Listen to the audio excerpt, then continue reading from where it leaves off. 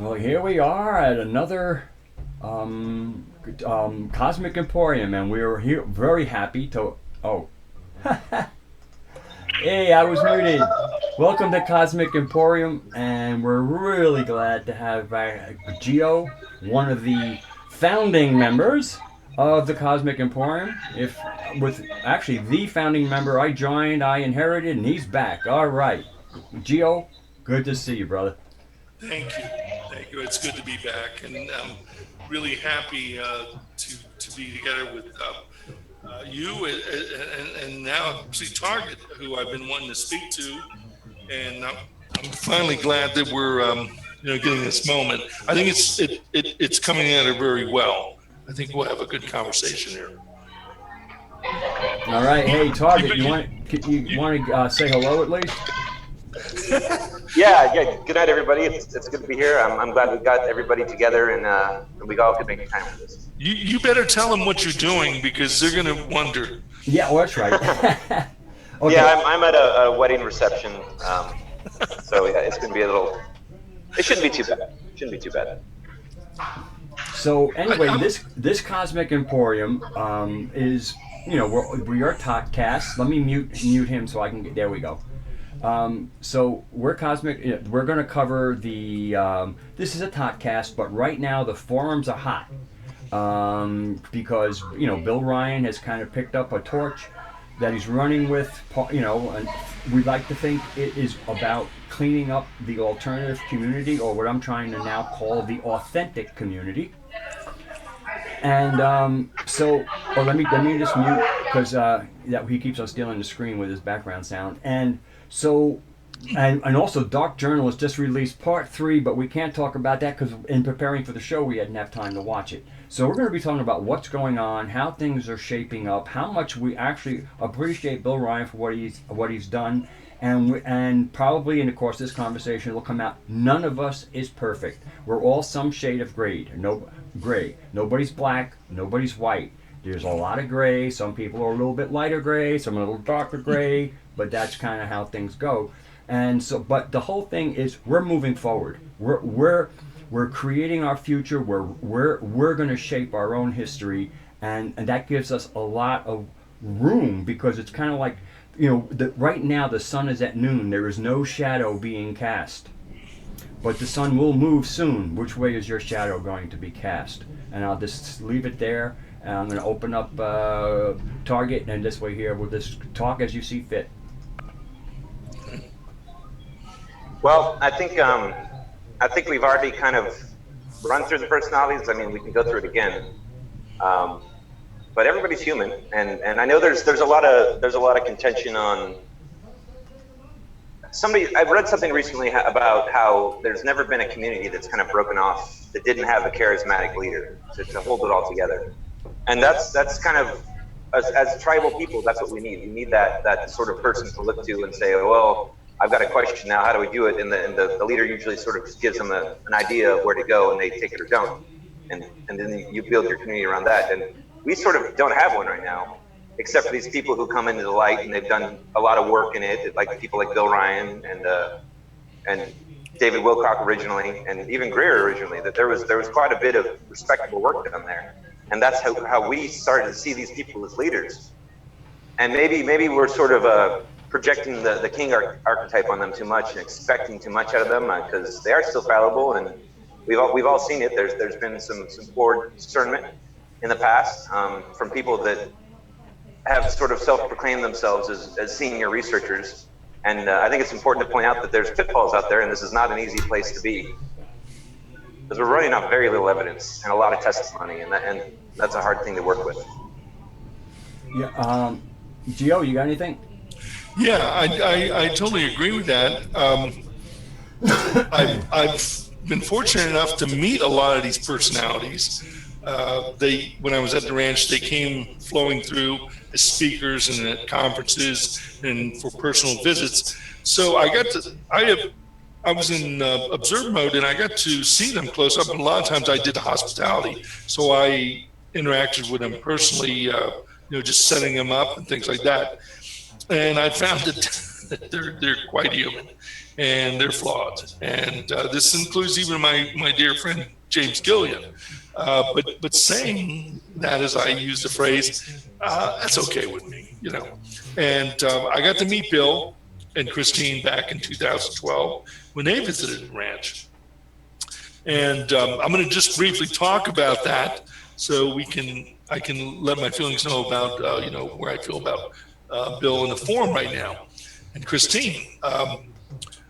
They made a good impression on me, and they made a good impression on the family, or you know, fellow Assyrians that were living there. The only problem I had was that Bill was a little distant. And I don't mean just to me; he was distant to James and other people on the ranch. He stayed in his room most of the time, from what I could observe, and was on a computer. And the few times that I engaged him, he didn't seem to want to do it. And this is kind of weird because I'd already been on the forum almost 3.5 years, and he knew me, or at least knew what I was doing, and it wasn't like, you know, I was an unknown to him. I didn't expect him to ingratiate me and embrace me. But there's few people that ever meet me that don't usually enjoy at least having a conversation with me. So saying that, I found him a little aloof, a little quiet, but he was always a gentleman, and he listened very well. Now, on the positive side is this: he did a podcast with James that weekend he was there, and I have to tell you, he blew me away. He blew James away, and he blew many of the listeners away with his command of the English language, as well as his knowledge of what's going on in our community, as well as, you know, the alternative world. And I just I was so thrilled to death to hear it. And after they left, after Christine and Bill left, they were in the States getting supplies and stuff to bring back to Ecuador, and they were down from Idaho down visiting the ranch. They were staying up at Bill Green's condo, and they were using his SUV while he was out in the country. So they were down there, like I said, and they were doing, you know, Bill was getting supplies like shortwave radio stuff and things like that. And, you know, and they went away, and then they went back to Ecuador.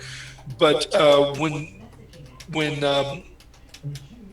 in that aftermath, I PM'd Bill's several times, trying to engage with him to, hey, Bill, James has been bugging me. Please, let's do another follow-up. No answer at all. Okay, well, I realized he gets a lot of PMs, so I figured, okay, no problem. I even posted it on my Up in the Ranch thread, you know, asking, please, you know, we love you. We posted the interview on his thread, the Up in the Ranch thread, you know, the interview we did with James for As You Wish Radio, and people, you know, on the forum just loved it. So after another short while, I contacted Paul, the administrator there now, and I asked Bill, you know, James wants to do this again. And my whole feelings about this wasn't the interview with James. My whole feeling was, where have you been, Bill Ryan? This is your calling. Do a radio show, do a podcast. Man, you got talent. Take off with this, you know. Forget about, I mean, the form is important, but just do this. Move on. And I saw him as a descriptive. I saw him, his voice, his presentation as a Graham Hancock type. You know, he's very talented and very knowledgeable and very easy to listen to. But he never did, to no avail. And he withdrew and kept himself within his form.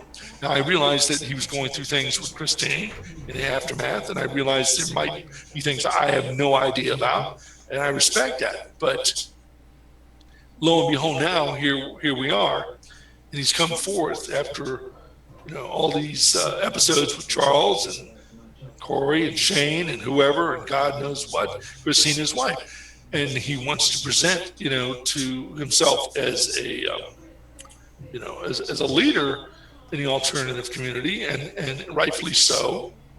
But why now, and why just about Corey? Corey Good, is he that important? What about David Wilcox? You interacted with him, Bill. What about Carrie? What about all these other people and you've interacted with and have history with? Why all the silence all these years, and now you want to go after Corey Good because his story doesn't sound right, or your moderators and yourself found lies and flaws in his presentations? Who cares? Nobody really knew him on the forum anyway, and because David Wilcock embraced him and Guy is now presenting him, does it really matter? He's a flash in the pan. We all know that. Is he going to drag us down? I don't think so. I don't believe so. I think Corey deserves his moment, just like we all do. And Bill, if this is your moment, please make it good, okay? But don't use Corey Good as your jumping point to move into this. Why don't you do more podcasts? Why didn't you engage with what's his name, Randy Mulligan first? He's the one you quoted. He's the one you pulled all this down from. Why didn't you talk to him first out of courtesy? And then Daniel, the dark journalist, he could have spliced up all kinds of series of interviews like he's doing now with you and asked those wonderful questions and put you in the light. And you deservedly so need to be in the light. But let's do it right, okay? And let's do it honestly. And let's don't do it with some agenda that most of us, don't quite get. Because Corey Good, whether he goes to Hollywood and starts making comic books and whatever, he's got to support his family and care, and like we all do. And so be it, But there's not anybody that isn't anybody in our community that hasn't been on Ancient Aliens, okay? And we all know who owns those productions, okay? And it starts with a G. So saying that, where are we going to go from here? But my feelings are, and I believe they're the same as Rad and Target is, Bill, you deserve credit for what you've done with Avalon as well as presenting Camelot. And I'll give you all the kudos in the world for that. And I appreciate you introducing me to so many people and really changing my life. But let's move on from that. If you want to go Hollywood, if you want to go public, so be it. I'll listen to your podcast. But as far as the community is concerned, we're all individuals now, especially those that have moved on from your forum. And we have our own minds and opinions. And it would be best if you embrace us the way you've pushed a lot of us away. And I think you have intent to do that. I think you would like amends to be made, and I'd like them to be with you. Do I want to go back to Avalon? No, I've moved on from there. I think many of us have, but there's many that still want to, balance their activities with Avalon, and I think that's fine. But let's do it as a united front, okay, of understanding and acceptance. So that's my opening about this, and I'll give it back to you. Oh, well, thanks, Gio. I think that was really well done. And even with regards to something that Target brought up, and about the king, or you need a charismatic somebody, but the most successful leaders have their ear in amongst their people and are acting on their behalf. Again, you're nothing without them. They are everything, and you regard them like that. Now, of course, there will be knuckleheads from time to time that are just not worth the trouble, and if you see that, whatever, it happens. But the thing is, if you're going to be a form of leader, you have to know who you're leading and where they want you to lead them.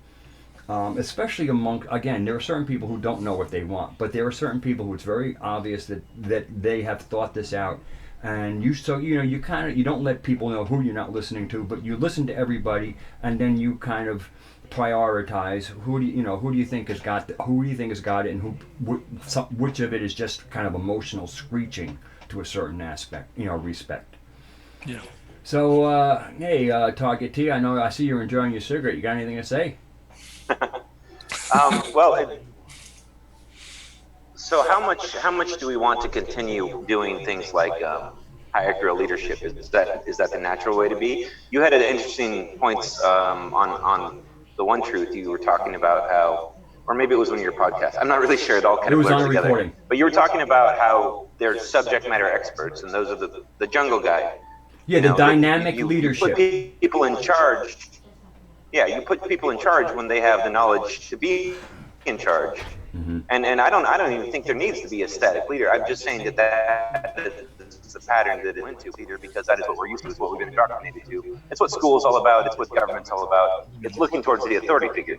Now, I'm not saying that that's the way to do it, or that we should replace or continue doing that. I think that we should probably go to more of a flexible, what's going on. If I don't know crap about geology, I would listen to a geologist in that particular instance, and I think that should be more of a focus we go on, less of a you're the king, you everything goes to you, and more of a you're good at this. What's your advice on this? And because I think it's more empowering when people think that they have something to give and they see skill. Somebody skilled is telling them what to do. Then it's not so much ego. It's more like, well, you know this because of your history with this. So I understand why in this particular instance you have something to offer. And there's a lot less issues with ego and resentment and all the things we're talking about right now, which is exactly the problem with the hierarchical structure. So I think the big failing here is that we're naturally falling back into what we should be doing naturally anyways. Yes. Yes, I agree with that. We're in patterns, and there's nothing wrong with leaders. And as a matter of fact, I look to certain voices for my own coups. And Brad is, I don't want to call him my leader, but I look to his voice. I'm starting to even look to your voice because I admire some of the things you guys are writing and talking about. So that is the way I like to progress. I like to choose who I'm going to follow, engage with, as I like to say, and if they're penny, they're up on a pedestal. If I put them there, so be it. If not, it doesn't matter.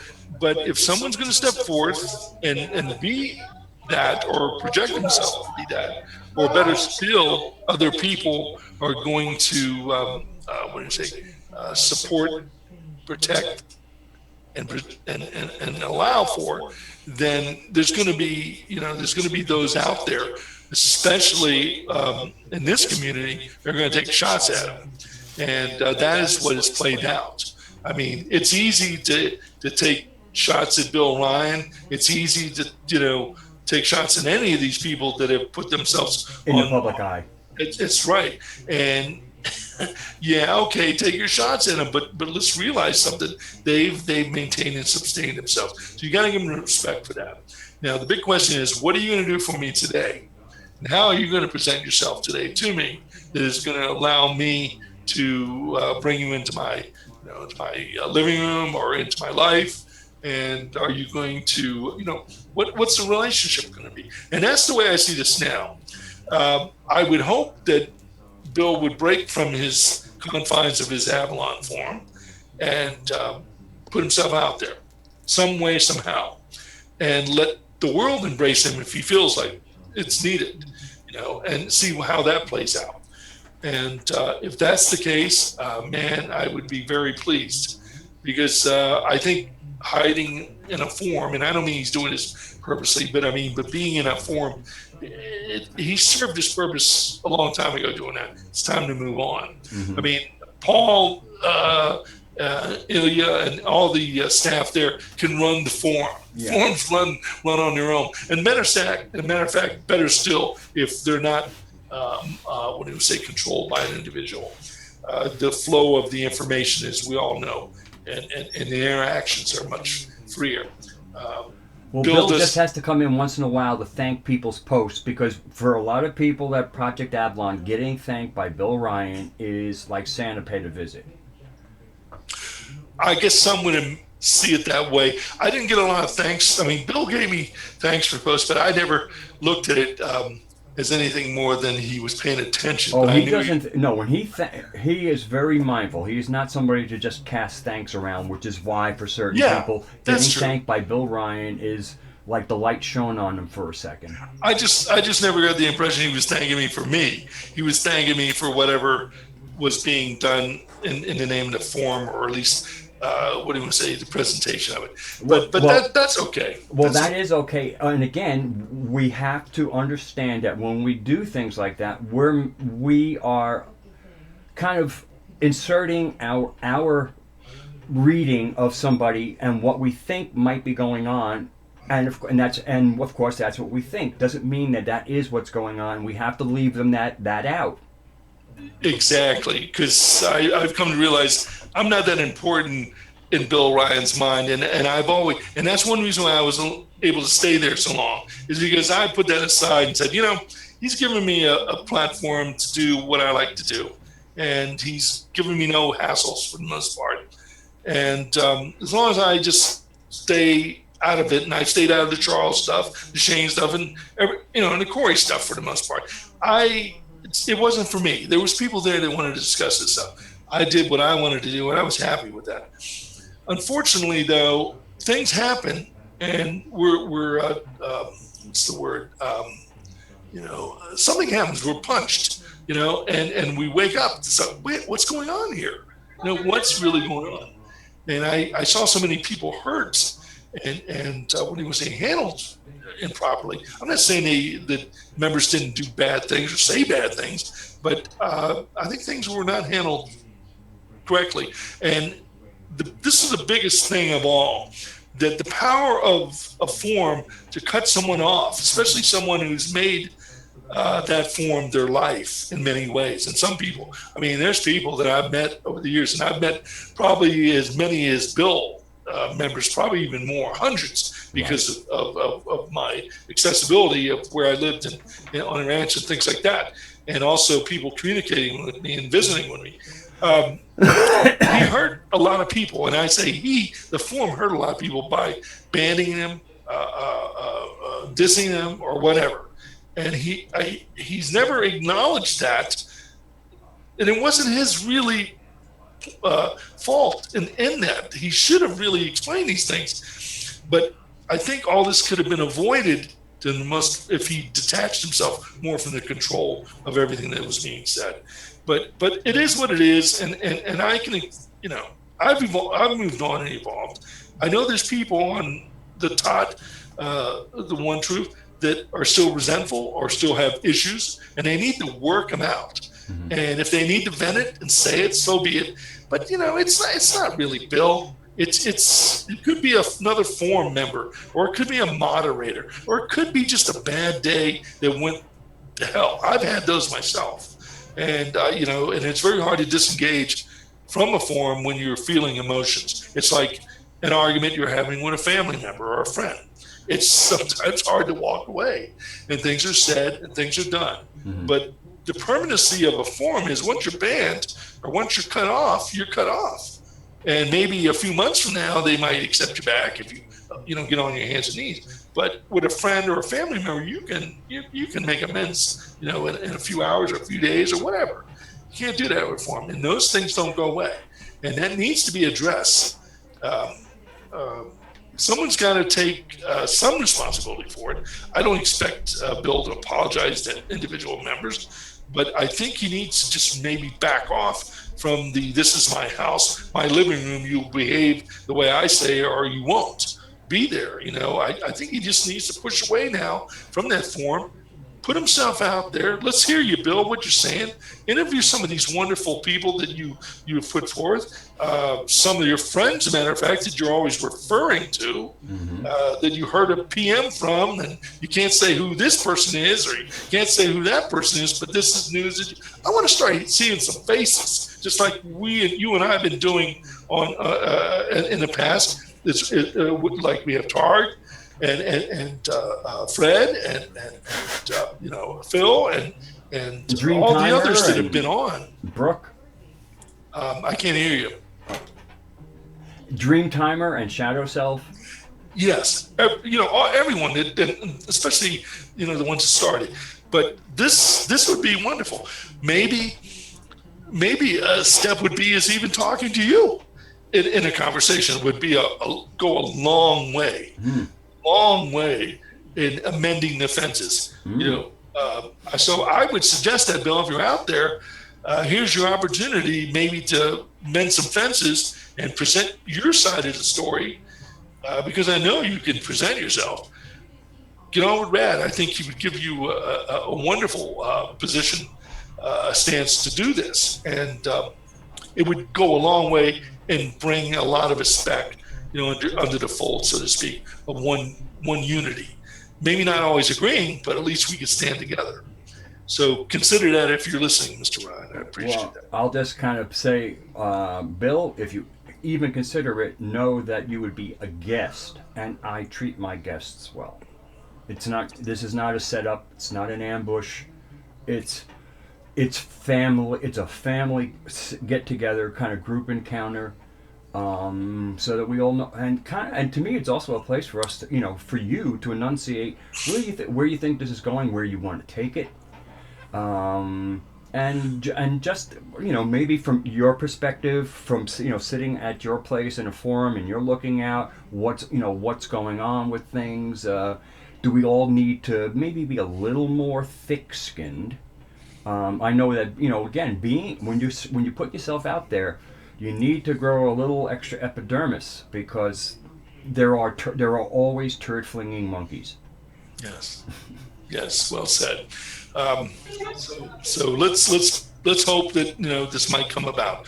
I think he would go a long ways speaking to you first, rather than going on to whoever down the the internet talking heads, because well, they do have more subscribers. But if he came on my show, I'd certainly have some more subscribers.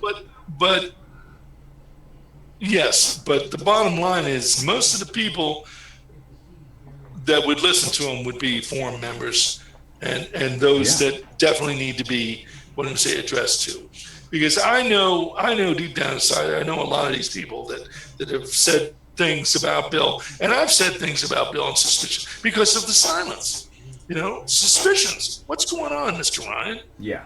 Just address some of this stuff. Well, nature abhors a vacuum, and when you have a vacuum, things just get sucked in. Exactly. Because, once you do this, Bill, nobody gives a crap about what I'm saying in the long run. And you can refresh yourself. Refresh the whole Avalon brand, so to speak. And if you're going to be a spokesperson, and I think that's a great possibility and a worthy aim, let's do it. Let's do it, and let's clean house with some of these issues. And no one's going to fault you, because you put yourself out there in the beginning. And people are always going to be suspicious of where all this came from. We all, because that's the nature of the beast. We're all like this in the alternative community. We're all wondering and looking under things, and speculating. But I think knowing, Bill, that you can handle this very easily. We don't have to get into your private life. That's your issue. Just address some of this stuff, and let's move on. And let's try to do it, in a loving way. Yeah. Well, let me just allow Target in here. I mean, after all, on VidMe, the interview, the Cosmic Emporium I did with him is the most viewed video on VidMe. It's got like 500 plus views. And that probably came from the Avalon membership watching, which I think is very important. I believe in that with him coming over to this forum as a new member. I questioned it at first because I was wondering why he wanted to waste his time here. But I know better. I just wondered, but I think he's evolving as he's shown and demonstrated. And I think there's so many members that have evolved, that are still there, but there needs to be a balance now of those that are coming into the fold, meaning every day there's new members in Avalon or any forum, but there's people that are moving, on with their lives and they want a little more meat, a little more substance to what's going on. And I think Target is an excellent example of the new forum member, and he's very talented. I've said some things about him, not necessarily mean, but I've had some suspicions about him. But let's face it, this guy, he doesn't mince words. he's tough, but he's admitted that this is just part of his demeanor sometimes. I'll let him talk about it because I find him fascinating. Go ahead, Tarek. Well, okay, we've covered a lot of ground here. Well, that's the way it is. Look, I agree that there probably is some house scheming that needs to happen with Bill and Avalon, but again, so let me go all the way back to when you were talking about Corey and how we just kind of need to let him be. That is one take, but I also am very conscious of what wasting people's time does, and building up their hopes and then tearing them down, and how that can just turn this whole. I mean, if somebody is interested and willing to step outside of their comfort zones and look into information, and they spend a year on it, and then they realize that the guy is making shit up, and that's a serious form of violation that people are just going to not want to come back to doing this type of stuff. So I understand what you're saying. Let's leave them alone and let people figure it out. But at the same time, I think it's damaging. I think it's damaging because it's we have a finite amount of attention. We have we have a limited time here as far as we know. And currently, we definitely know that. And we need to be careful in how we use that and how we waste other people's time and turn them off to topics like that and get them jaded. And Wilcock, perfect example. Greer, perfect example. They built a trust, they built a brand, and then they sold the brand, and now they're not doing what they used to do. They're not doing what they got famous for. They're just running off the celebrity that they built. And people feel violated, and they feel like it's wrong, and it is wrong because it's like you build a quality brand and you sell it to the Chinese and they make it out of substandard products under the same name, Greer or Walcott. And now it's you can't. I normally say don't look at the source, look at the information. But with those guys, I don't even know that it's worth looking at the information. It would be so hard to pull anything useful out of that other than saying, oh, these people are here to waste my time. Well, I agree for the most part what you're saying.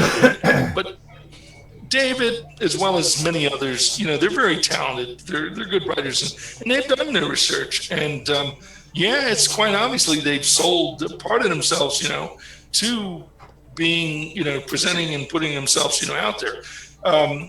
So I won't disregard everything that David Wilcox has done. I won't even disregard Corey's experience to a point, because obviously when he left the forum, or Avalon especially, his credibility, got it. I always suspected it, but something. Corey's again very smart as well, but people like yourself and Bill and others saw flaws and were privy to some private discussion. I didn't question it. I didn't question what the forum moderators were saying. I took it for face value, but I also gone through the Charles experience, and I saw what it did to a lot of people that wasted a year or so of time. So, maybe Bill felt responsible to come forward and denounce, Corey's and his intent, and I think that's admirable. But I also believe that why now, like I said, if you're going to do it, let's open the whole can, and so. You're right on point there, and I believe that people should stop being messed with, especially new members that are coming onto your forum, to Avalon. They don't need that, and they need to be told where to steer away from some of this stuff. Not necessarily told you can't read that or don't listen to this person, but with a disclaimer, and that's good. Right, yeah. And I would take that back to the subject matter experts being the lead. We could say as a community, look, we've looked into this stuff for a while. Here's why we believe this person is trustworthy. Fine, look for yourself. Go ahead and read it. But here's the type of things you should look for when you're looking at this material. I don't think we should be judges. I think we should be facilitators. I think we should give people the tools, and then they can figure it out for themselves. Yes. Because if we keep building leaders, if we keep building Bill Ryans, they're going to be human, and they're going to do shit that we proportionally blow out, and we're like, oh my God, can you believe this and this happened? Well, they're human, and we all are very fallible. We have not grown up correctly at all. 0 to 6 is the most important time of your life, and who's had a good 0 to 6? in this generation or the past. You know, Yeah. it's been rough for a long time. So to build up these leaders and then tear them down when they fail, I think we're falling into our own traps. This is Yeah. we can't expect ourselves to be what we expect. You know, it's a fake thing that we look for in authority. It's not real. And when we project that on people and then they fail to meet our expectations, we're mad at them. Well, that's not really fair. So that's why I think that it is important to kind of note the personalities, but we need to move on and look at more of the patterns that we're falling into, and curtail the patterns so that these things don't happen again. And also, I mean, to me, you can have criticism or you can have critique. And when you critique, you also offer where you think, you know, in your critique, where, you know, some, you know, solutions or remedies or another way to look at things. I mean, I really feel that's the human loving way when you see a brother or a sister doing something that you think, you know, maybe another view would help them dig themselves a little bit, and to always kind of come from that place, and, you know, to be fearless, but that doesn't mean to be, you know, ruthless. Yeah. Yeah. We need to, and I'll take this to heart myself, because I have to, you know, gauge myself when to, you know, say things and when not. You know, I was recently sick and I had to disengage from a lot of stuff, and I learned a good lesson there. Not that it was purposely, you know, something that I needed to learn, but it helped me learn that lesson to express myself more with people on forums again, because I stopped doing that. I stopped saying things because I felt not that it was just safe, but it was a way for me to present information without tainting it, but also without giving too much of my opinion and letting on what I was doing. And that was misconstrued. People thought I was presenting stuff for an agenda. But I had to learn to say a little more, and I'm learning that now, to express myself a little more. Because my first experiences were to engage with everyone on Avalon and the forums I was on, and I did, and I embraced it, and I made a lot of friends. But over time, friends left, and new people came on, and I got more isolated. And a lot of people do this as they become older members. Target's bringing up a good point that, you know, maybe the new members need, and he's not a new member, but he's a millennial generation that I believe that he is the ones, they are the ones that have the answers, how we can break free from this. Because not saying that our generation can't do it, but I think his generation and the young adults that are out there are the ones that see the crap that, you know, we've been presenting, or at least falling into and repeating. They can point it out and break us free. I think individuals like you, Rad, and myself, and a lot of older people can humble ourselves as we get older and accept that and let this happen. Because this is really what it's about. Well, I see us as allies with them because, again, they're seeing the insanity of the world. And so the baby boomers did, but then, you know, we got into drugs, then we got married, we got 9-to-5 jobs, we kind of disappeared and got absorbed. Some of us who didn't get absorbed, or got absorbed less, or got absorbed and said, ugh, it's horrible here, I'm getting out. Yep. And so now I feel like this is the return of the hippie baby boomers, whatever you want to call them, and I want to ally with the people who we were once, and help them succeed where we failed at that time. But I think we're getting a second chance, and I think we're going to make it work this time. That's the whole unity thing that you're speaking of, that we need to do this mending, because we as a generation are part of the mess up, or at least we blew it out, because there were so many of us, and we have to take responsibility for that. But I think that's all part of the consciousness of evolving. We need now, those that are aware of it, to work with the young adults, that are out there, and try to make some amends. Because otherwise, I don't want to pass on saying that I didn't at least try or care. Right. I know a lot of adults that are my age and older, they could care less, because they're hurting this and this and that. They don't care anymore. Hey, leave it to them, let them figure it out. But I don't believe in that. And I believe that we have to find that unity way of what do you say, jelliness. And I think he's on to a lot of good things. And there's other people on Avalon they're just as ripe and ready, But I think what's holding them back is the control factor of someone overseeing what they're saying and posting. Because if it doesn't, go with the guidelines, if not the I don't want to say agenda, but let's say the leader's voice. Yeah. And I found on Todd that I can't commend Mac anymore. Several years ago when he started the forum, I got an invite like everyone did. I didn't come over. I missed a lot of things that happened there with the flow over, and there was obviously a lot of Avalon members that went there, and I missed all that. I really did, and I'm sorry I did, but I guess that's the way it was meant to be. But I think what has evolved there and is evolving now is there's a lot of voices that are coming forward, and they're saying what they want to say. But there's no need for moderation. There's no need really for taking actions, or banning or anything. Matter of fact, it's very hard to unsubscribe to that forum. Mm-hmm. you got to really. I tried a couple times to get them to unsubscribe me, and they just refused to do it. And they gave me not timeouts or anything. They just told me, think about it, come back tomorrow. There was no cutoffs or people putting me in the docket or anything. So, but anyway, going off subject. Okay, millennial or millennial plus, you got anything you want to represent? I'm actually just barely still a Generation Xer, so I'm holding on to that one. I'm not quite. I don't want to fit you there. Yeah, okay. No, it's not. That's an internal joke. It's nothing to do. Well, with you are. You're now, right. I have a couple comments on what you said there. I think what we're seeing now, as far as like you were saying, the baby boomers and how during your time, certain things that happened that probably were very derailing to the movement. Now, my take on that is the counterculture at the time was liberal counterculture, and a liberal counterculture is going to be much more liberal. And the hippie movement, it showed us that the sex, love, and rock and roll, that was a great exploration, and we needed to go through that. But now the counterculture is conservative.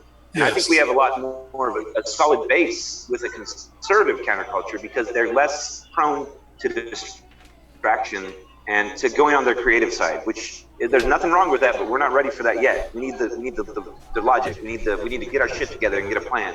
We need that kind of counterculture, not the hey, let's love each other. We're not ready for that freedom yet. we need the planners and the thinkers right now to make shit happen, because before we didn't have that. We had people that were like, this is how we're supposed to live, and I agree, this is how we're supposed to live. It's supposed to be free, it's supposed to be open communities. But we need to overcome something first, and it's going to take a different set of skills. And I think that's what's coming out right now that was missing in the 60s and 70s. And hopefully we're going to see some actual forward movement out of that, because it's getting pretty deep right now. I agree with that. And your generation, both generations, middle and X, are much more quieter. I saw a program recently on manufacturing that has a lot to do with the how they duplicate things. What are those machines called? The 3D printers? Yeah, the printers. What are they called again? 3D printers. Yes, a factory of them. And they were run by a group of young entrepreneurs. And it was showing how manufacturing is changing in this country.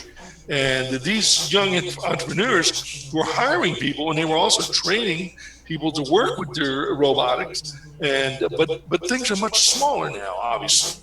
And they don't need the big buildings and all these things to reproduce thousands, if not hundreds of thousands of things.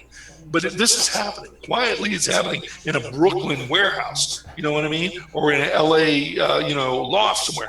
This is the new things that are happening. Most people are unaware of this stuff. We're talking about, reopening coal mines and steel plants and everything, but that's not important. What's important is this type of innovation. And his generation are the ones that are doing it, but it's very low key. And this needs to be brought up more. And I hope that, more and more this gets exposure. So at least those of us that are doubting, any progression coming forward, we'll see.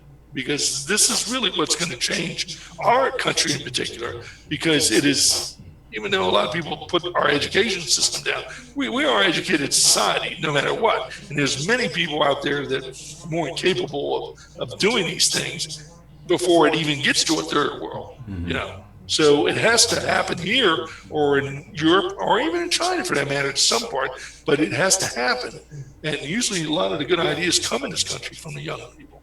So, and it's always been that way. So I got great hope there. So I just hope that, you know, and I understand their conservatism, even though I take that as more as not the conservatives as we see it, but they just don't buy into everything.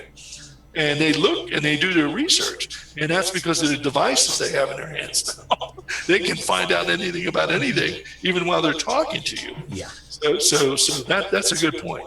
Okay. Yeah, well, it's interesting that you brought up about, you know, the liberal aspect of the hippie movement, and as I now see the kind of Marxist influence in what we call the liberal left or whatever, I now can look back and see how that was inserting itself. I remember the politically correct speech, going to an SDS place or a weatherman place, using the word chick and going, "What do you mean chick? That's degrading to women." This was back in 1969.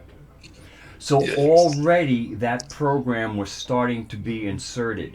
So Yes. so for me, part of the reason we failed is we were kind of influenced by a world totalitarian thing that was in its nascent stages in this country, and the section, I think they saw us as a threat, and minimally, if they couldn't appropriate us, which they appropriated many of us, they would at least drug us out of the problem. Exactly, yes. Because it was planned. There's no question. Even back in the mid '65, I look back now and I saw it happening as a young teen.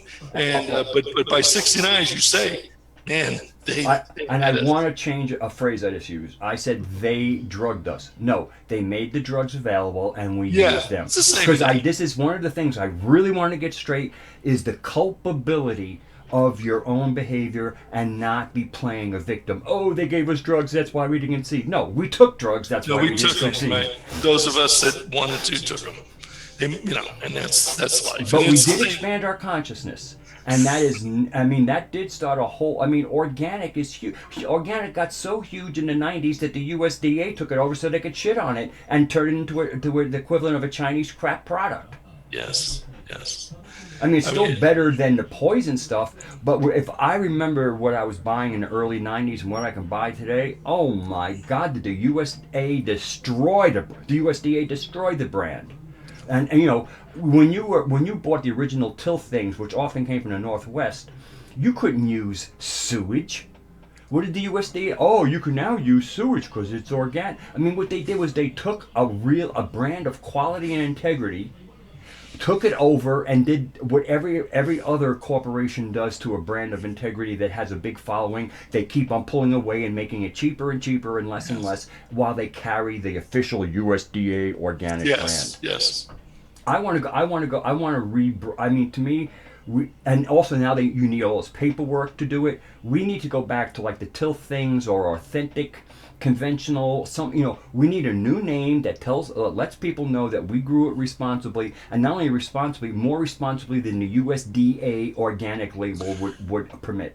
And that gets to the states or the regions where you live too is very important. Now, Washington State, you know, it's not perfect, but they do the work. And I say they, I'm talking about the citizens, not just the government. They realize that their economy is based. You know, they see the benefits of doing this, and the consumer does too. I mean, the stores around here are all turning organic. I don't know. I look and see, you know, what is organic, the labeling of these terms now, what it means, and I question, you know, some of the shopkeepers as well as the grocery attendants, you know, and they tell you, and they see it. They bring the stuff in fresh and where it came from, and this, you know, what farm or whatever. And if you know, it's expensive sometimes, but if you buy logically and you're not just buying in bulk, you can eat good foods and you can get good products, and that even goes with the drugs. If you want to, the marijuana, as you know, marijuana is available here, just down the street from me, numerously. And I live in a very conservative part of Washington, and this is red country where I live. It's blue and on the coast, but this is red. But I have no problems with that because the blending of that with some of the progressive products as well as outlets, it works wonderful. And there's more and more people moving here. I don't know if that's good or bad, but this is kind of an isolated region. I like it that way. That's why I moved here. But I have great hopes for that. So and you live in Virginia, and he lives on an island. Even though that in some ways it can be beneficial too, because you have more control of what's available there and everything, and more say, and he can relate more to that. But I think we're going to be okay, and I don't mean the world, meaning all this stuff with North Korea and whatever's happening in the Middle East.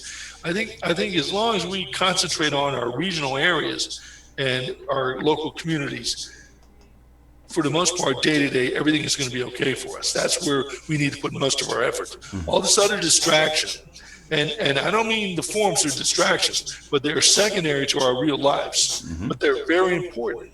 They're very important. And like I said, I believe focusing on my day-to-day life, but I also love the forums, and I come back because of that, because of wanting having a need to express myself, and that's what's important, why we're doing what we're doing. And I think I found it interesting what Target does for a living. He's a serviceman, but the type of work he does in cyber is the first things that came to my mind, and I have family that that have done things like that. Not what he does, but in intelligence.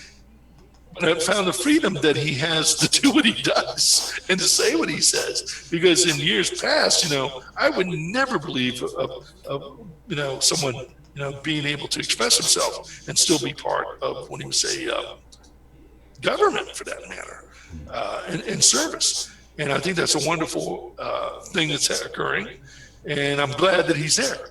I have to say that, because if there's others like him there, there's hope for us. They're white hats to some degree, I believe, right? Yep. Let me get, okay, I'm going to unmute Target. There we go. That's, okay, so yeah, I don't... You got to be careful what you say. I understand. Not even that so much. I'm not afraid. I don't. What do I need to be afraid of? Well, that's what I mean. You're not, and I think you're a good example. But I think it's a good example for our community, for forums to see that there's individuals like you that are part. I've known all along. I've had friends that are in the military. They're on Avalon. They were retired, high up.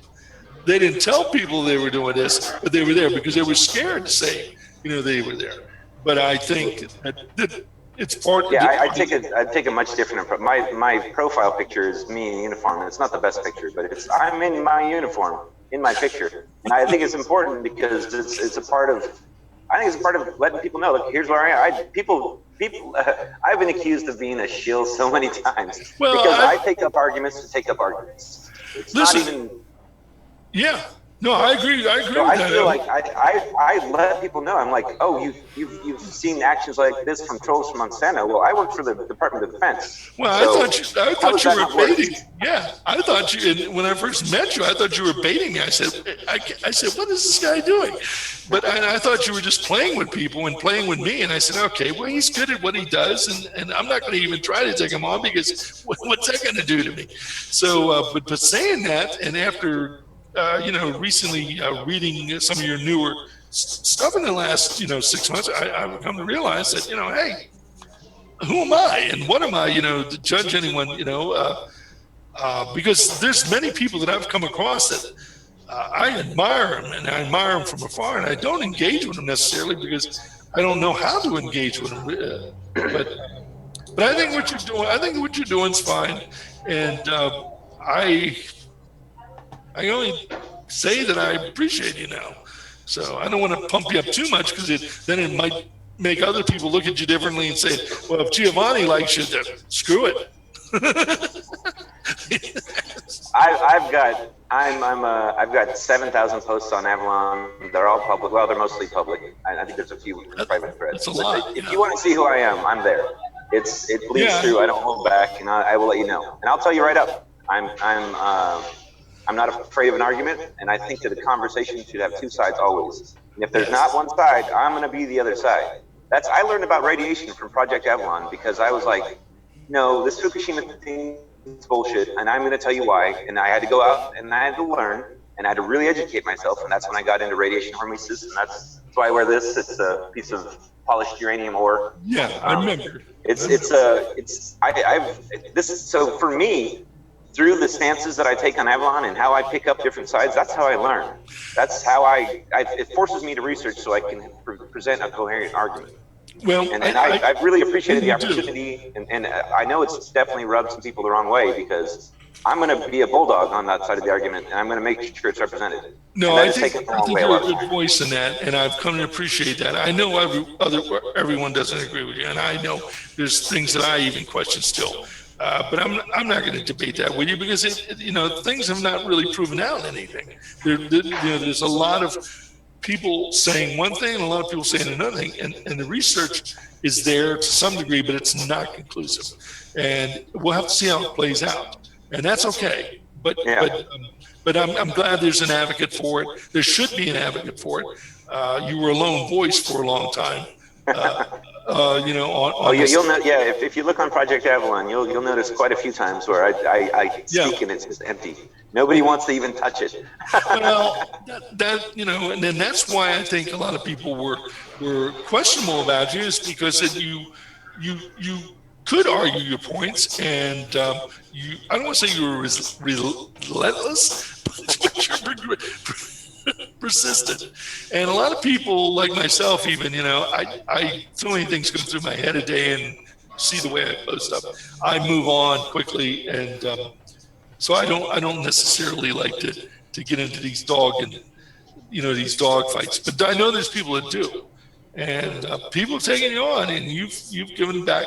But the thing I admire about what you're doing now is you realize, you're starting to realize when to back off a little bit, because you're dealing with people of all attributes and ages and everything, and there's some very sensitive people I've found, and that's why I pull back on these forums. And I don't want to hurt people. I don't want to really cause damage to them, because a lot of times when you try to engage with them, they won't engage back, and then you might have said something or done something or hurt them, and you're going, what the hell did I do?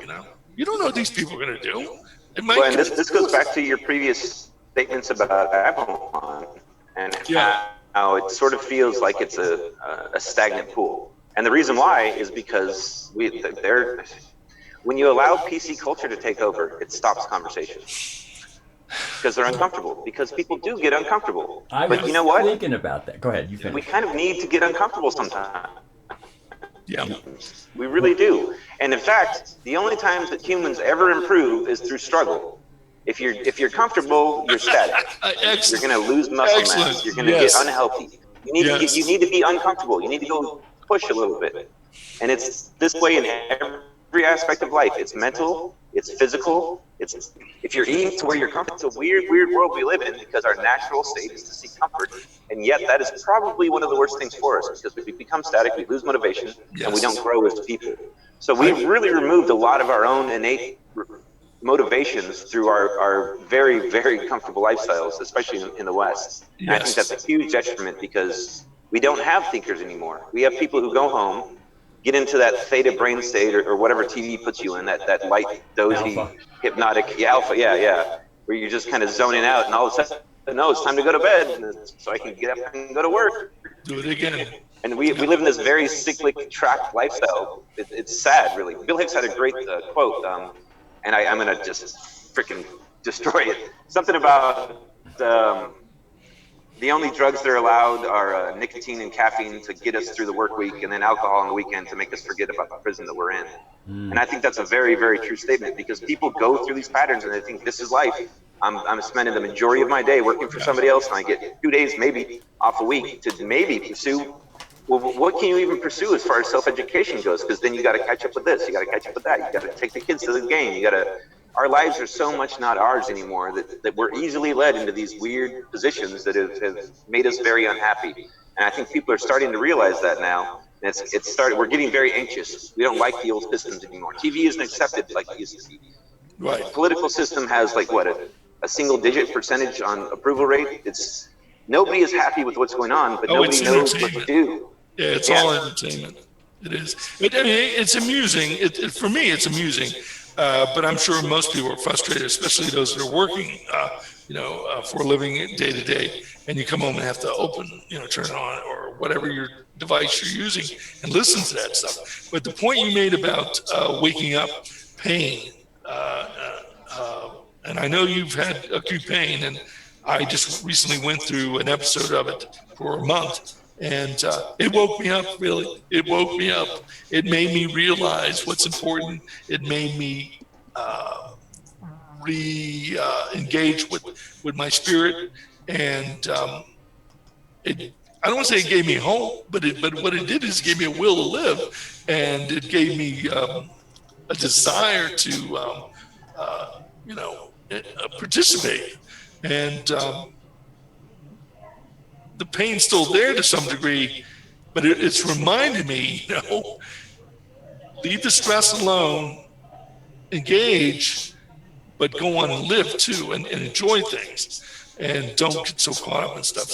So you're absolutely right about that you don't realize things until you're in trauma, and I think trauma is good for us. I think stress to some degree is good for us, not continuously though, like it's being fed to us through the airways and electronics. Well, think about like people, I guess some pot growers. They tell you need to put a light breeze on the stems as they're coming up, or else they'll be too weak. They need that little bit of stress so that they stand up properly. An environment, exactly. Yes. That's well. That's what radiation hormesis is. That's what hormesis in general is about. A little bit of everything. And everything means everything. Stress is a part of everything. Yes. Cyanide, B17, that is a part of everything. Yes. We need a little bit of everything. Even the stuff that we consider bad, because it can be bad in excess, but it's not bad at the right dose. And stress is one of those things. So yeah, we need to find balance. We're mutating forward. So hormesis helps us to mutate forward. When you look at us, it's just a constant low level of stress that keeps your immune system at least partially engaged. And as we've talked about before, the immune system is very important.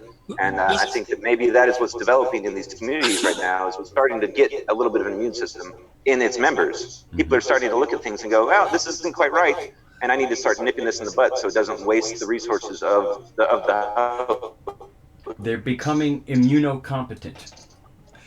I'm gonna interject real quick there, Target. You realize that we're gonna get comments about the model behind you, to your right. Take a look. No. Yeah, I'm quite sure. I've lost 2 subscribers in the course of doing the show, because I don't know if you guys know, my last video I put up was explaining. You lost 2. Was it's about because of me. Was about General Mattis. And apparently some people didn't want to hear. I mean, just imagine, I put up one video and I'm hoping in that's an what hour. we're doing right now. Huh? No, I think it's me. But I'm talking about the model, the lingerie model behind him. Yeah, I know. And I'm just, I'm find myself drifting off looking at it, and I'm listening to him, but I'm looking at that, and I know it's affecting your viewership. Well, if you had put a sausage in there and made it look like a tranny, then maybe it would have been okay. There you go. You might gain some people. You don't have to move. I thought that was great. I just had to point it out because I know somebody was going to do it. They were going to distract. I've got another one for you. Where are you at? A mall or something? Is that because no, I'm in downtown Christiansted. It's a really old town from the slave trade era. Yeah. Okay. I've looked at your island, and it's a huge island for 4 islands. And I realize you have almost like two. Well, I lived on an island. I told you that, but it's a pretty, compared to St. John's, it's big. And you have like 2 different communities. You have you're on the west side of the island, and there's another whole, the other side, and you have a lot of greenery and stuff. But you live in your own little community there too. So I think it's fascinating that you guys have. Go ahead. It's a very unique place. Moving here has really opened my eyes to a lot of stuff. I've got to experience not racism, but no, you're a minority. A touch of that, and that kind of helped me understand a little bit more. I'm an extreme minority here. Yeah. and it's been interesting. I grew up in Washington, and I lived in the city, and it was 70% black when I lived there. Okay. And I went to school, my younger age, and there was only like a couple of white children in a class of maybe 30 blacks. And I learned very quickly about civil rights. They taught me. And it was a wide open experience, but it helped me as I, moved on in my life. Now, I lived in the Bahamas, as I told you, and I lived in a military base, but also interacted with the local Bahamians and Haitians or whoever else was there. And they let me know that they didn't give a crap, about me being American, what they thought of Americans, and it was their country and or their society and their culture, and they dominated. And it's a wide open experience. Well, and culture is really, that's why you'll see me mentioning a lot of things about culture now, because I've really learned the extreme difference in people and culture, and how culture is all that matters. The people can be any race, creed, or color. The culture is what will shape how they act, and it's very regional. We're still very tribal, and the rest of the side of that is too bad, because we're shifting it off into racism and all these other things. But it's not bad. It's the culture, and it's where you grew up, and it's how you grew up, and it's very, very flexible, very changeable. And if we focused on that instead of the difference in appearance, I think things would change a lot more. And that's been a big push of mine lately, is to get people to focus on culture, because that's where we need to. We can change that. We can't change what people look like. It's very important to embrace the culture you're living in, whether it's here in Spokane or there in the Virgin Islands or in the countryside of Virginia. You better either adapt or embrace. Otherwise, it's not going to be a great experience. But for the most part, if you move somewhere, you are accepting that culture to a large degree, and it's good to embrace it. And you know what? The local respond well to it, because it means a lot to them that you are embracing it, because they're proud of it for the most part. And I think no, that's exactly it. And the only reason there's any animosity is because they feel like you're invading, and that's a perfectly understandable and reasonable feeling for them. Yeah, or either I'm not here to shift you. I'm not here to change you. I have to acknowledge your culture and let them know that I appreciate it and understand its value and how it shaped who they are, and not be sanctimonious and say, "Oh, well, that's not how we do it here." You just have to understand that's how they do it there, and that's where you are. And that's another reason why I'm kind of vocal on the Islam thing, because I think oil and water cultures, mixing them together is, you get what we have now. And I don't want to say Islam is a bad thing or a good thing. I disagree with a lot of stuff that they do, but I disagree with a lot of stuff that Christians do too. So what can I say? Who's right and who's wrong? But if you know that they're diametrically opposed, why would you shove them together in the same place and expect it to be okay? That's a shocker to me. And nobody's really expecting it to be okay. Yeah, we're doing a lot of weird things. The only thing I can come back to is that I waffle a lot on the whole they or them or the union. Well, that is the globalist agenda. So I agree with that. There's no question. That is the globalist agenda. And even locally, I've been seeing a lot of Somalians. I had a good encounter with a man from the Middle East the other day, and he was tickled pink to live here. He just moved from New York after coming to the country. I'm so glad to move here.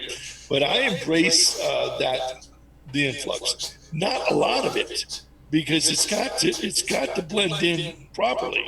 Otherwise, it's going to become radicalized very quickly. Or Well, it goes say back to harmony. the statement. If you're in a new culture and that's the culture that's prevalent, you have to acknowledge it and not fight it, because you move there, that's already there. You're not going to change. Well, and a polite person would assume they're not going to change it, and that's where I think that Islam is. That they want to change it. That is a goal, and it's not everybody's goal. Definitely not all. Not all, of course. But there is a contingent, and it's very small. But they do things that are very big, and that's what we need to worry about. And so that's where it makes it difficult. You seem kind of callous when you say, "Oh, we need to stop the Islamic people from coming in." Well, only because they've shown us that we need to. And that's the only reason why. Actions matter. And also economically as well as culturally, you can only absorb so much. And that, when you disrupt the balance of a community, people are going to react in a negative way. It doesn't matter if it's Muslim or whatever, culture or ethnicity. So I agree with you totally on that, and I have no problems with immigration because that's what America is about. But it has to be handled better than we've been doing it. As far as the Mexicans are concerned, and those in Central America, something. What I found moving out west, and you might be aware of this, is that the Mexican culture, if not the Hispanic culture, has been here all along. I mean, it's been here since the beginning. And really, a lot of the people moved here from the east, where the Western European or whatever, they blended in with the Indians as well as the Mexicans. So it's kind of hard to argue the issue because the culture's here, and they're just as American as the Indians, for that matter. But I do believe, the bringing in cultures, especially like eating Somali and stuff. We have to do it in a way that allows them to adapt and have opportunity to learn the language and learn the ways about it. But also, we can't just make it a free-for-all either, where they come in and they're given everything they need and they stay on the dole. I'm not saying they all do that. That's not the case. But if you do that, then harmony is also disrupted there. So. Well, especially since you're doling out the other citizens' monies who are already a little bit strapped. I just want to make one little analogy. I make a face cream, okay? And the way you, and it's a combination of oils and water, and you can't mix oil and water without an emulsifier. So the way I do it is first I make a fat base with my emulsifier, and I let that, and then when it's set, I bring it to a certain heat. I bring my water to a certain heat, and then I have to pour it in slow enough that it does not overwhelm the receptors for the water. If I pour in too much at once, I'll spoil the whole batch. But if I drip it in and stir it enough and allow the water to get to the receptors, it ends up to be a beautiful, homogenized, wonderful cream. But if I pour in just a little bit too much, it overwhelms it, it shocks it, and it shuts down the whole process that you cannot recover. Yeah, good point. That's a good analogy of what's going on. So. And one more thing besides that. I used to breed dogs. I used to breed, I came back from my first deployment and I wanted a large breed dog. But then I found out they live like 6 to 8 years, and I can't. That's too short. So I started researching, and I found along the most giant breed dogs live 6 to 8 years. Yeah. Have problems, hip dysplasia, etc. So I researched a bunch, and I found a dog that lived on average 12 to 14 years, and it happened to be a breed that was trying to be rescued by the South African government. Anyways, long term short, I found this really cool dog. I bred them, I raised them, and I was selling them to people, but I understood that I had a dog that could potentially be very dangerous. So I wanted to make sure that the people that were buying my dogs wanted my dogs. Like, they were committed to owning it. They weren't just buying a status symbol. They weren't just buying a big, cool looking thing. So what I did was I made it difficult. I had interview processes, at least 3. And I had a large sum of money. The minimum I charged was $1,800 because that sets a barrier of desire. Because you're now committed financially and that you've interviewed with me 3 times. I think that's what we need to do in the States. Because the problem isn't immigration. The problem is people that want to come here that don't really want to be here, or they just want to be here to sort of take advantage. So I think we need to set not an unachievable bar, but definitely something that shows. And I think that's what we have currently right now, because my mom just married a gentleman in Peru. He's an architect. He has a very useful skill. It's difficult to get him a green card to come back to the U.S. and they're married. So I think we already have these barriers here. We just need to enforce them, because if you want to come in here, it's going to take you about a year, and you're really going to want to be here. Now, there's not a ton of money involved. It's mostly a bureaucratic process. Yes. So that the entry level isn't unobtainable. You have to have patience. And I think that's very, very an easy thing to ask and a very reasonable thing to ask. If you want to move here and be a participant of it, and it takes you a year to come, then that means you really want to be here, and you're going to be a good citizen. And I think that's what we need to continue to encourage and enforce, and that'll solve a lot of our problems.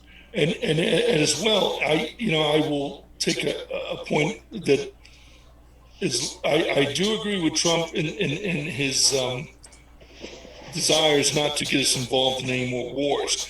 Now, I don't know how this is going to play out, because everything is, up in the air right now. But that was one of the things I admired, to get us out of some of these wars. We need to be out of these areas, but we also need to be doing more to stop these incidences like in Syria and everything. We know that it's convoluted and there's a lot of stuff going on intentionally, but people wouldn't be immigrating and going places or either offered to go places if we weren't, as a Western leading nation, and Russia and Britain and France and all the others, Netherlands, if we didn't go into these countries and try to, rearrange their culture as well as their economy.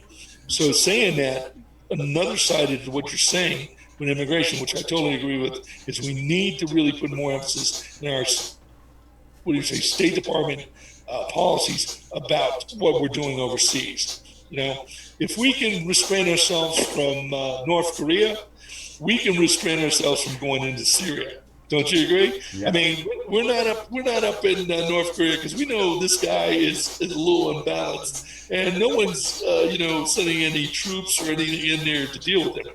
We're in Syria because Jordan lets us, Saudi Arabia. Yes. I mean, again, Yes. we don't have any countries around North Korea that we can be basing our troops in. Well, we got Saudi Arabia apparently right now again. And Jordan. Yes. But saying that, I don't want to get political here, but I agree 100% on what he says about the immigration. And I think the next step for us is to back off with the worrying about the world militarily.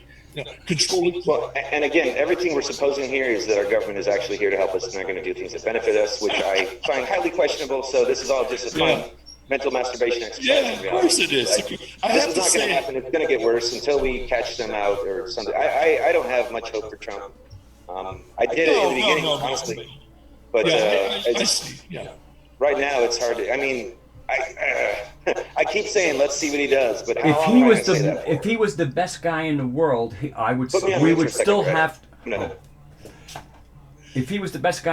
would still I'd probably have some issues, because again, we have to recognize the darkness and subversiveness of the media. And I mean, as put me on mute real quick. Put you on. Oh, mute, sure. Mute me. Yes. And one, so, okay. Why don't you go in, Gio? I lost my train of thought. Well, what you're saying is that the MSM, the media as well. I mean, it's being sent to us. I mean, we're being set up. We've been set up long, and they're presenting the next bad guy or the place we need to send troops, and they're putting, no matter who's in office, whether it's Trump or even if it was someone else, Bernie Sanders, they would probably be pressuring him to send troops or start a fight with somebody. The deep state would do that, yeah. Yeah. So that's really what it's all about. And I'm not, and as Target said, we're just, masturbating, thinking about what, our conscience of what we shouldn't be doing. But I have to say those things because that's what I believe in my heart. Are they going to happen? Of course, I don't believe they're going to happen overnight. I don't believe they're going to happen until we change consciousness more. But after what I experienced 2 days ago, and I told you about this episode of demonic possession of a friend, we're under attack. I was under attack last month. I know you know people that are under attack. I get under attack. I just don't talk about it. Yes, and I normally don't either, but after experiencing it again, I realized they've turned up the volume or the intensity. And they're after not just you and me and the conspiracy group, they're after mothers, daughters, whatever, anybody, because everyone's being affected because of their devices. So we're at 100. I used to call it holy war, but no, it's unholy. Yeah. And it is. That's why I've been getting more interested in this the agnostic stuff and the whole matrix. I mean, it's there. It's been there. It's been dealt with. But we're in it. We're in the bubble, and we need to keep our consciousness straight. And we need to be aware every day that what we're interacting with, we have these wonderful devices and things we can do and deal with now, but they're dangerous to us to a big degree. Yeah. And we need to pull away from them now and then and try to keep ourselves as healthy as possible. It's going to stay this way for a while. We can't fool ourselves or kid ourselves. It ain't going to change. But I think we're changing because we realize it. And I think more and more people in the general public realize it, because I'm encountering them every day. People complaining about vaccines, people complaining about Lyme disease being associated with autism and vaccines and so on and so forth. In the medical field, I've been spending a lot of time with the establishment, but even people giving me the test. We get in conversations, as people are doing ultrasounds on me, and we're talking about conspiracy and government influence on the medical field. So it's reaching far and wide. Whether deep state was once a conspiracy term. Right now, I mean, on Fox News, Hannity is calling the deep state one of the the opponent. I mean, the deep state has been exposed. I mean, yes. It's on Fox News. They're talking about the deep state. Now, I don't, you wonder, are they doing that because they know they have to do that? But I think that's part of what's going on is that people are waking up so much they can't avoid talking about it, so they're turning up the intensity with the equipment that they're using against us to offset those effects. And one of the main effects is what just happened here in New York City. With this young man who went ballistic. After he's a trucker, but he was a serviceman, but he went nuts and he went off, and it's the turning up of these things that are causing these type of things to happen. Yeah. These are not false alarms; these are real intended things, and it's only going to increase, probably, unfortunately. But we have to be aware of that. Yeah. So. Anyway, that was my rant on that. Well, I'm just going to give a quick shout out. I mean, again, the two kind of, this Project Camelot begat Project Avalon. Project Avalon became the big, the 800-pound gorilla in the forums. Charles started his own type forum. I can't remember the name of it. The old kind of administrator at PA, Richard, went over and formed Nexus, which I was a part of. But what I want to give a shout out to is Earth Empaths. That's the forum that Christine Anderson runs. Yes. And also, hello, Christine. Yeah. and I Rise. Kathy is somebody she's been with Miles Johnson on certain things, but she has the I Rise thing. So what I would like to say is, and then of course we have Tot. Tot to me is like kind of a second contender.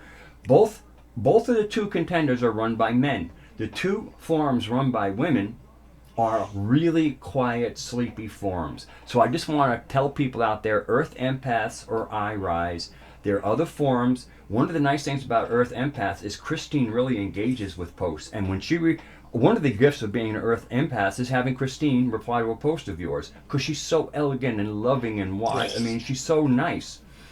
Kathy scours the internet, and even if she's the only one on her forum all day, you will come. There'll be a full, fresh videos every day. She's a hard-working woman. She brings things, and I just want to give these ladies a shout-out for their forums that people might go over there and check them out.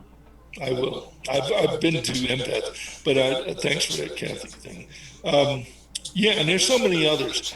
I encourage everyone to look for other outlets, just to keep them. I mean, most of us have engaged with at least a half a dozen or more forums, and I still stay in contact with them.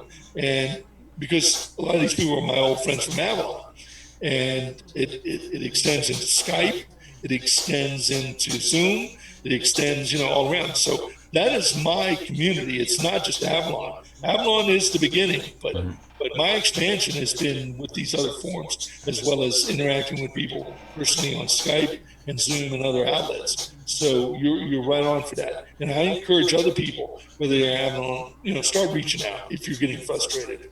I always love Avalon, and I will respect Bill. But like I said, getting back, I hope Bill's listened this long. He probably, if he ever did, he probably left a long time ago. But Bill or either your administrators, remind Mr. Ryan that Rad's here, and we would love to hear from him. And if he does that, believe me, it will go a long way in healing a lot of wounds. So be that. Well, thank you for that.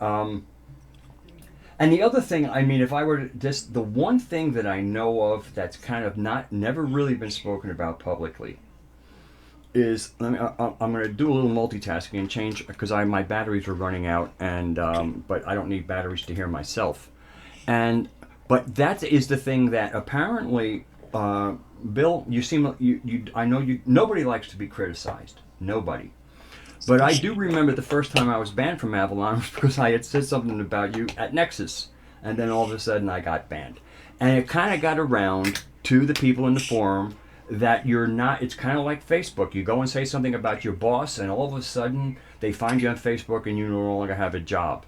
That kind of inhibition of expression, I don't know that that's really healthy for us.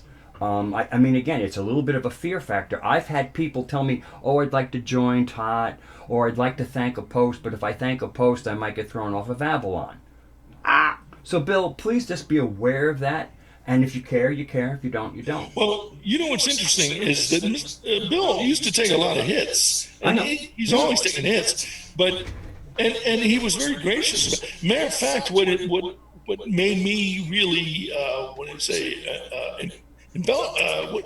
embrace him more was his ability to take the shots, because I didn't care what people said, whether it was right or wrong.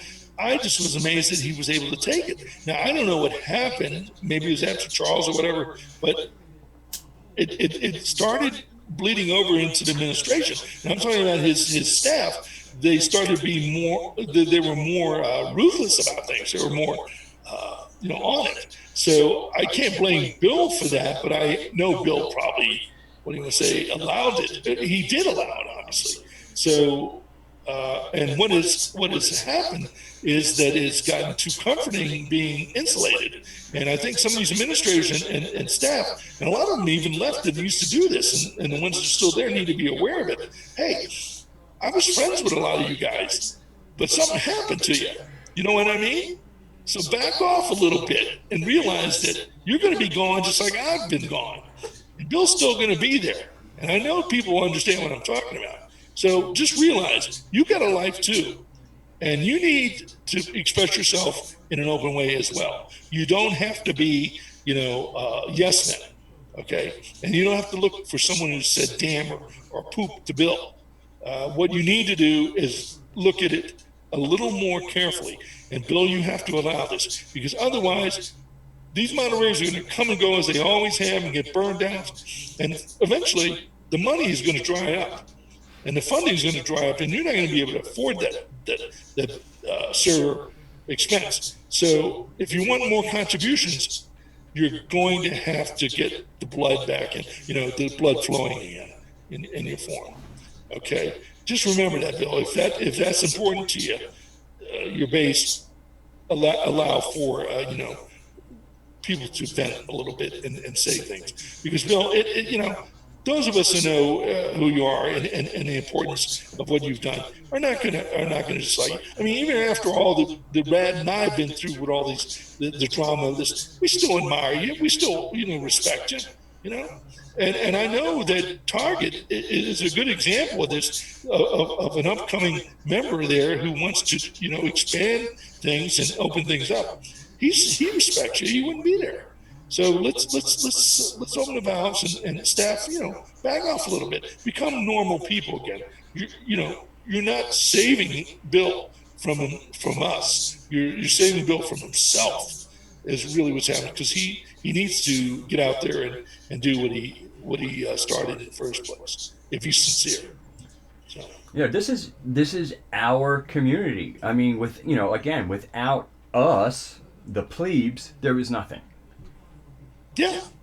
I mean, and the bottom line is, even if these communities dry up, those of us that have awoken will go on and communicate and still be part of what's happening. Now, the sad part is that there maybe won't be an entry for others to gather this information.